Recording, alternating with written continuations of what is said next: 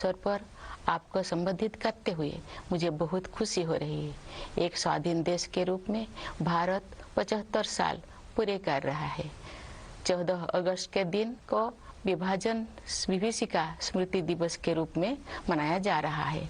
इस स्मृति दिवस को मनाने का उद्देश्य सामाजिक सद्भाव, मानव सशक्तिकरण और एकता को बढ़ावा देना है। 15 अगस्त 1947 के दिन हमने औपनिवेशिक शासन की बेड़ियों को काट दिया था।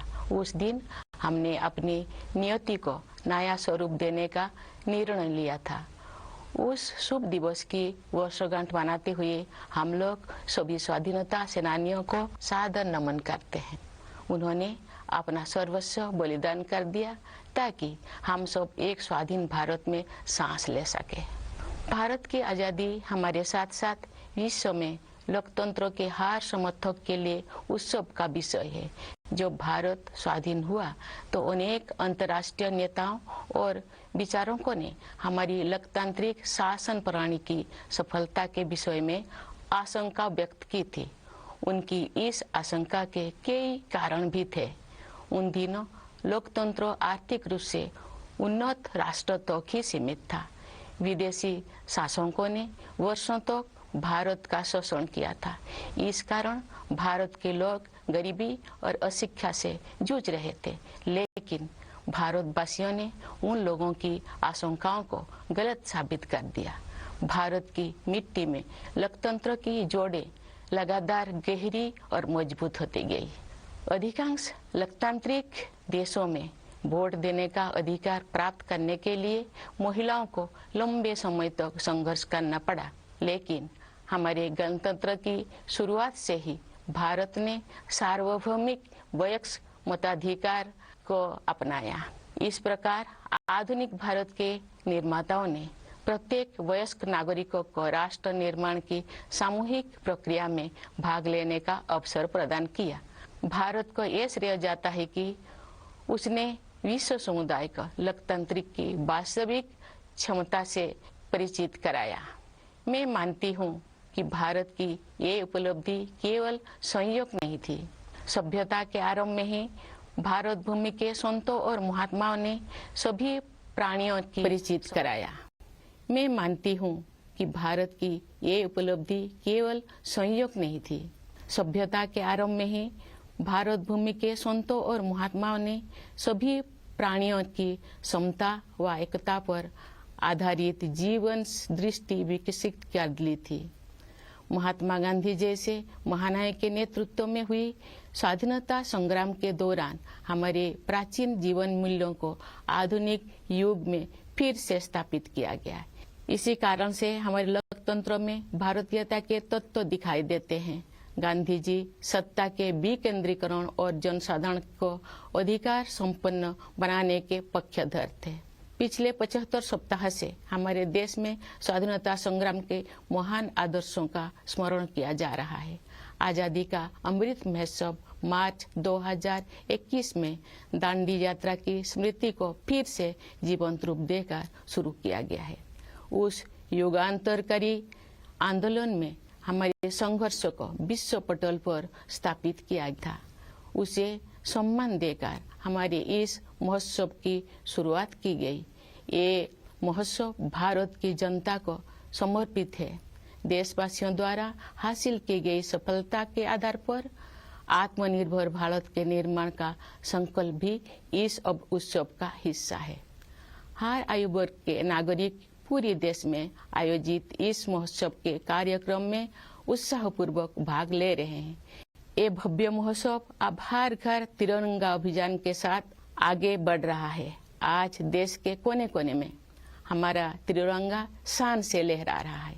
स्वाधीनता आंदोलन के आदर्शों के प्रति इतने व्यापक स्तर पर लोगों में जागरूकता को देखकर हमारे स्वाधीनता सेनानी अवश्य प्रफुल्लित हुए होते। हमारा गौरवशाली स्वाधीनता संग्राम इस विशाल भारत भूमि में बहादुरी के साथ संचालित होता रहा। अनेक महान स्वाधीनता सेनानियों ने वीरता के उदाहरण प्रस्तुत किए और राष्ट्र जागरण की मशाल अगली पीढ़ी को सौंपे। अनेक वीर योद्धाओं तथा उनके संघर्षों, विशेषकर किसानों और आदिवासी समुदाय के वीरों का योगदान एक लंबे समय तक सामूहिक स्मृति से बाहर रहा। पिछले वर्ष से हर 15 नवंबर को जनजातीय गौरव दिवस के रूप में मनाने का सरकार का निर्णय स्वागत योग्य है। हमारे जनजातीय महानायक केवल स्थानीय या क्षेत्रीय प्रतीक नहीं है, बल्कि ये पूरे देश के लिए प्रेरणा का स्रोत है। प्यारे देशवासियों, एक राष्ट्र के लिए, विशेष रूप से भारत जैसे प्राचीन देश के लंबे इतिहास में 75 वर्ष का समय बहुत छोटा प्रतीत होता है, लेकिन व्यक्तिगत स्तर पर ये कालखंड एक जीवन यात्रा जैसा है। हमारे वरिष्ठ नागरिकों ने अपने जीवन काल में अद्भुत परिवर्तन देखे हैं। ये गवाह है कि कैसे आजादी के बाद सभी पीढ़ियों ने कड़ी मेहनत की, विशाल चुनौतियों का सामना किया और स्वयं अपने भाग्य विधाता बने। इस दौर में हमने जो कुछ सीखा है वो सब उपयोगी साबित होगा, क्योंकि हम राष्ट्र की यात्रा में एक ऐतिहासिक पड़ाव की ओर आगे बढ़ रहे हैं। हम सब 2047 में स्वाधीनता के शताब्दी उत्सव तक की 25 वर्ष की अवधि यानी भारत के अमृत काल में प्रवेश कर रहे हैं। हमारा संकल्प है कि वर्ष 2047 तक हम अपने स्वाधीनता सेनानियों के सपनों को पूरी तरह साकार कर लेंगे। इसी कालखंड में हम बाबा साहेब भीमराव अंबेडकर के नेतृत्व में संविधान का निर्माण करने वाला विभूतियों के विजन को साकार कर चुके होंगे। एक आत्मनिर्भर भारत के निर्माण में हम पहले से ही तत्पर हैं। वो एक ऐसा भारत होगा जो अपनी संभावनाओं को साकार कर चुका होगा। दुनिया ने हाल के वर्षों में एक नए भारत को उभरते हुए देखा है। खासकर कोविड-19 के प्रकोप के बाद इस महामारी का सामना हमने जिस तरह किया है, उसकी सर्वत्र सराहना की गई है। हमने देश में ही निर्मित वैक्सीन के साथ मानव इतिहास का सबसे बड़ा टीकाकरण अभियान शुरू किया। पिछले महीने हमने 200 करोड़ वैक्सीन कवरेज का आंकड़ा पार कर दिया है। इस महामारी का सामना करने में हमारी उपलब्धियां विश्व के अनेक विकसित देशों से अधिक रही है। इस प्रशंसनीय उपलब्धि के लिए हम अपने वैज्ञानिकों, डॉक्टरों, नर्सों, पैरामेडिक्स और टीकाकरण से जुड़े कर्मचारियों के आभार हैं। इस आपदा में कोरोना योद्धाओं द्वारा किया गया योगदान विशेष रूप से प्रशंसनीय है। कोरोना महामारी ने पूरे विश्व में मानव जीवन और अर्थव्यवस्थाओं पर कठोर प्रहार किया है। जब दुनिया इस गंभीर संकट के आर्थिक परिणामों से जूझ रही थी, तब भारत ने स्वयं को संभाला और अब पुनः तीव्र गति से आगे बढ़ने लगा है। इस समय भारत दुनिया में सबसे तेजी से बढ़ रही प्रमुख अर्थव्यवस्था में से एक है।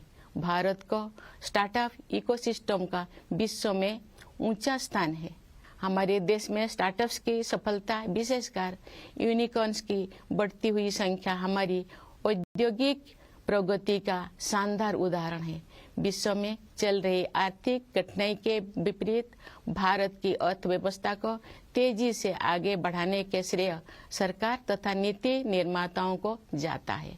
पिछले कुछ वर्ष के दौरान फिजिकल और डिजिटल इंफ्रास्ट्रक्चर के विकास में अभूतपूर्व प्रगति हुई है।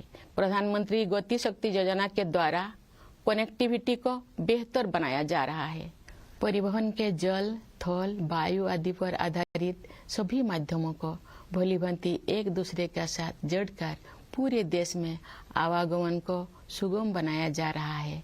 प्रगति के प्रति हमारे देश में दिखाई दे रही उत्साह का श्रेय कड़ी मेहनत करने वाले हमारे किसान व मजदूर भाई बहनों को भी जाता है। साथ ही व्यवसाय की सूझबूझ से समृद्धि का सृजन करने वाले हमारे उद्यमियों को भी जाता है। सबसे अधिक खुशी की बात है कि देश का आर्थिक विकास और अधिक समावेशी होता जा रहा है तथा क्षेत्रीय विषमताएं भी कम हो रही है।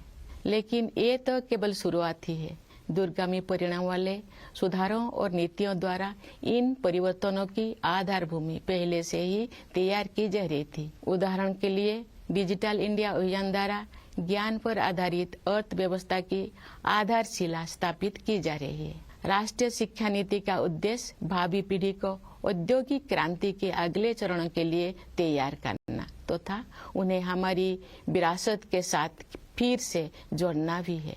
आर्थिक प्रगति से देशवासियों का जीवन और भी सुगम होता जा रहा है।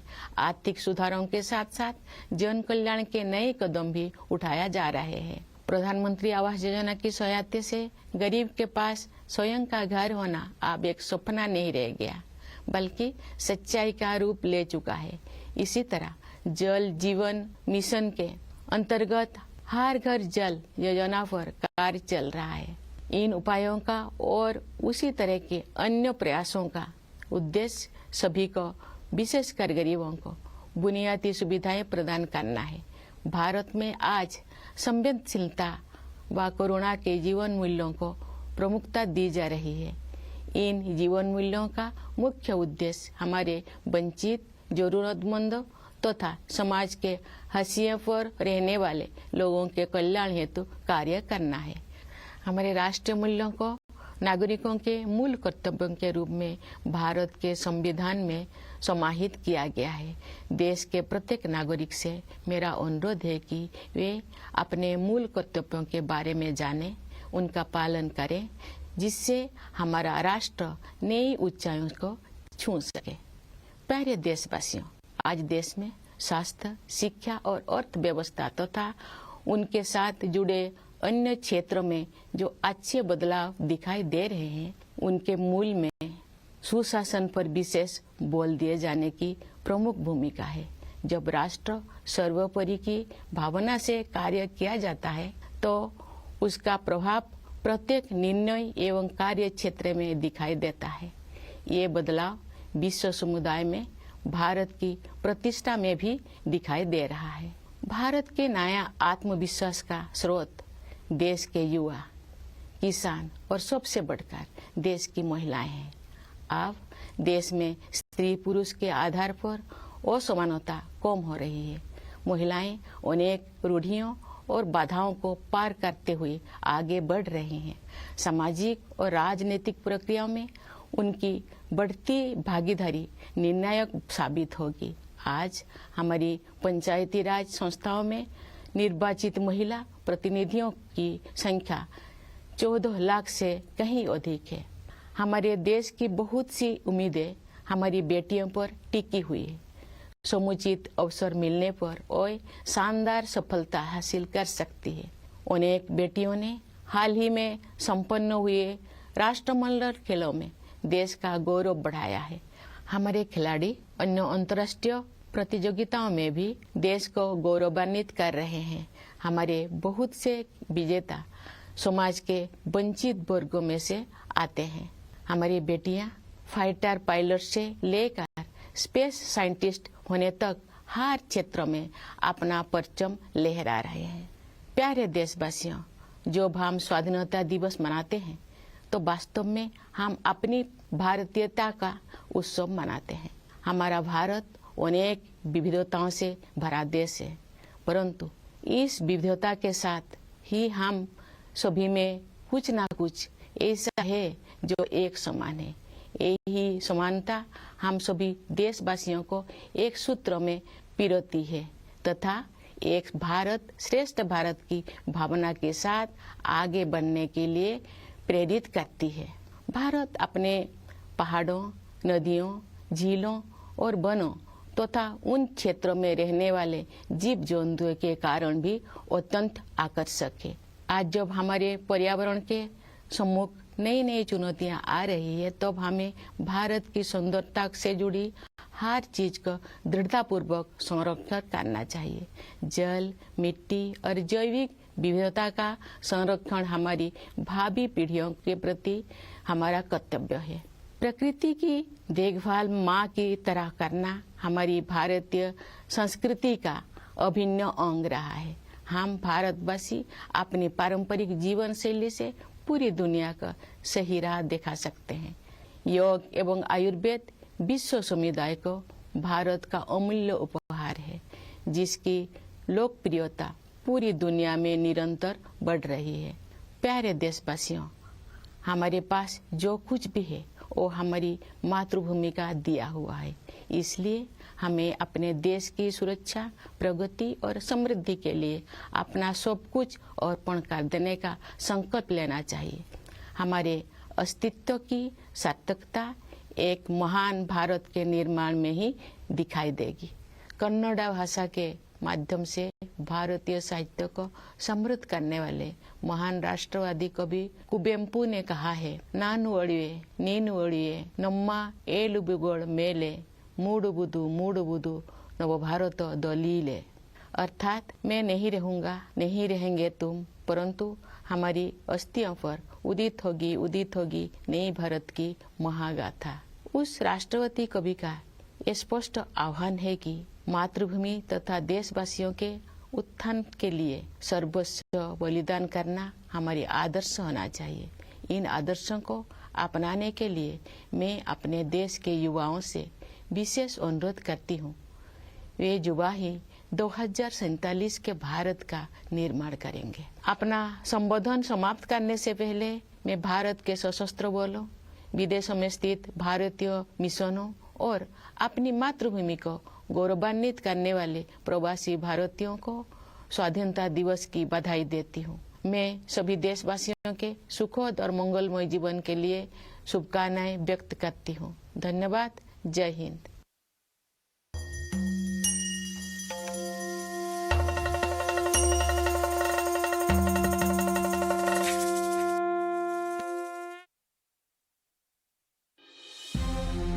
कौन कहता है कि आसमान में सुराख नहीं हो सकता?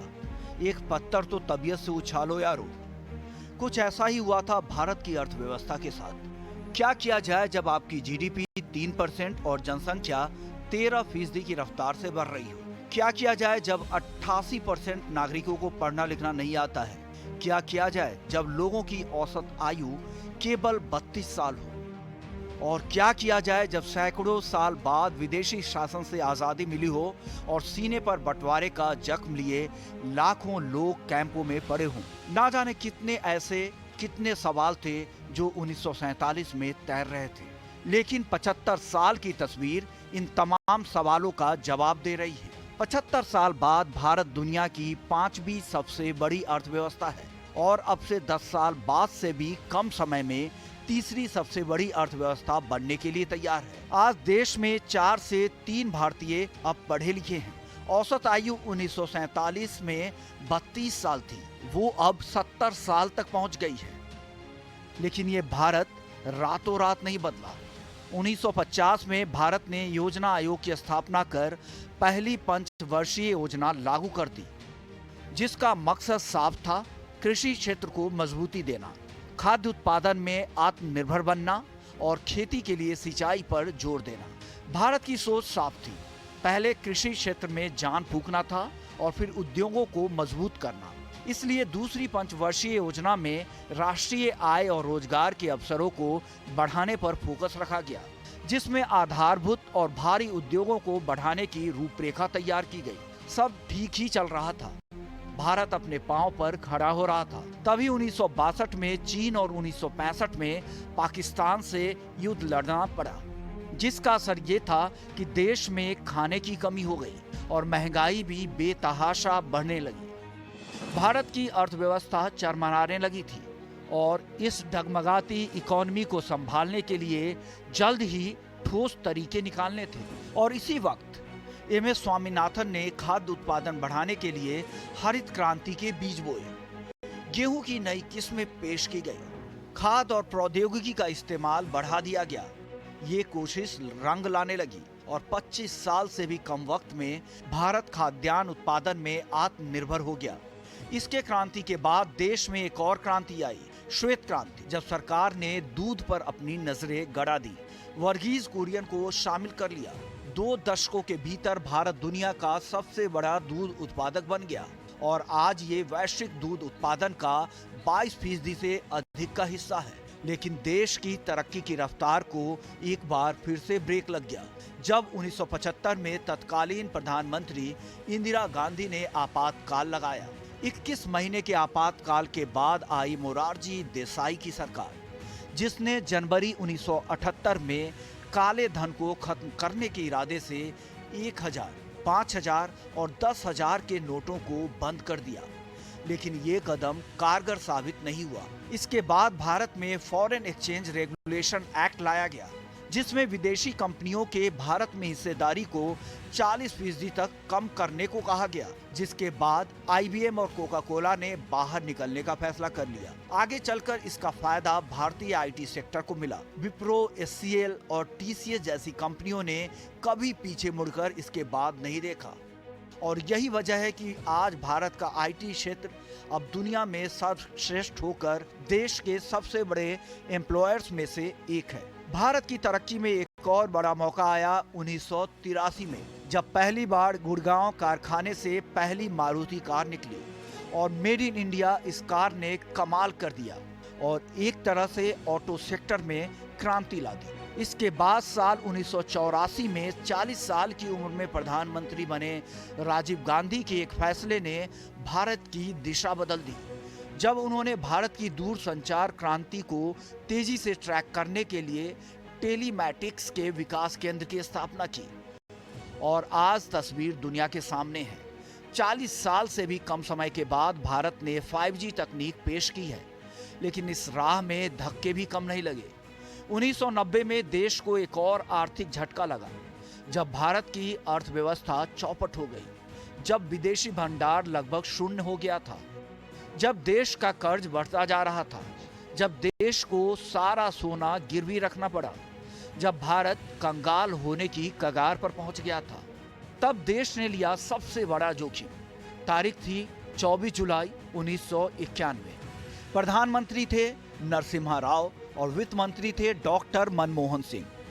दोनों की जोड़ी ने एक ऐसा बजट पेश किया जिसने भारत में एक नई और खुली इकोनॉमी की नींव रखी। इसी के साथ शुरू हुआ उदारीकरण का दौर, खत्म हुआ लाइसेंस परमिट राज और शुरू की गई कई विनिवेश योजनाएं। आयात निर्यात नीति में बदलाव किया गया। निजी पूंजी और एंटरप्रेन्योरशिप को बढ़ावा देने के साथ साथ सरकारी निवेश और हस्तक्षेप करने जैसे बड़े फैसले लिए गए। लेकिन इन फैसलों में सबसे अहम था खुले मार्केट को बढ़ावा देने के लिए विदेशी कंपनियों को भारत में निवेश का फैसला। देश ने आपदा में अवसर ढूंढ लिया था, तब RBI ने रुपए की कीमत गिराने का बड़ा फैसला लिया और सरकार ने पैसा जुटाने के लिए सोने की होल्डिंग गिरवी रखी और यही दम तोड़ दी। अर्थव्यवस्था में नई जान आ गई और पैसे से पैसा बनने लगा। बजट में आर्थिक सुधारों की जो गंगा बही वो अब भी बदस्तूर जारी है। इसके बाद 2014 में नरेंद्र मोदी एक विशाल जनादेश के साथ सत्ता में आए और उन्होंने भी कई इकोनॉमिक रिफॉर्म्स किए, गरीबों को बैंकों से जोड़ा, देश के डिजिटलीकरण के लिए कई काम किए और सुधारों की ये प्रक्रिया अभी भी जारी है, क्योंकि चुनौतियां भी कम नहीं हैं और मंजिल अभी दूर है। ET नाउ स्वदेश।